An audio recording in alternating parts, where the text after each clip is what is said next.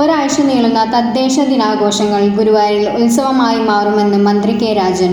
ഗുരുവായൂരിൽ നിന്ന് സംസ്ഥാനത്തെ മറ്റ് തദ്ദേശ സ്ഥാപനങ്ങൾക്ക് ഏറെ പഠിക്കാനുണ്ടെന്നും മന്ത്രി പറഞ്ഞു. ഫെബ്രുവരി 18-19 തീയതികളിൽ ഗുരുവായൂരിൽ നടക്കുന്ന തദ്ദേശ ദിനാഘോഷത്തിന്റെ സംഘാടക സമിതി ഓഫീസ് ഉദ്ഘാടനം ചെയ്ത് സംസാരിക്കുകയായിരുന്നു മന്ത്രി. NK അക്ബർ MLA അധ്യക്ഷനായി. നഗരസഭാ ഓഫീസ് കെട്ടിടത്തിലാണ് സംഘാടക സമിതി ഓഫീസ് പ്രവർത്തിക്കുന്നത്.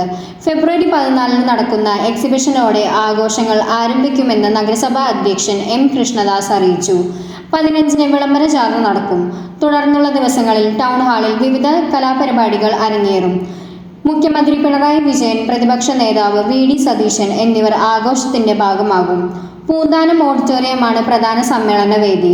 ചാവക്കാട് നഗരസഭാ അധ്യക്ഷ Sheeja Prashanth, Guruvayur vice chairperson Aneeshma Shanoj, LSGD joint director Saju Sebastian, panchayat പ്രസിഡന്റുമാരായ TV സുരേന്ദ്രൻ, ജാസ്മിൻ ഷഹീർ, PI സജിത, വിജിത സന്തോഷ് എന്നിവർ സംസാരിച്ചു.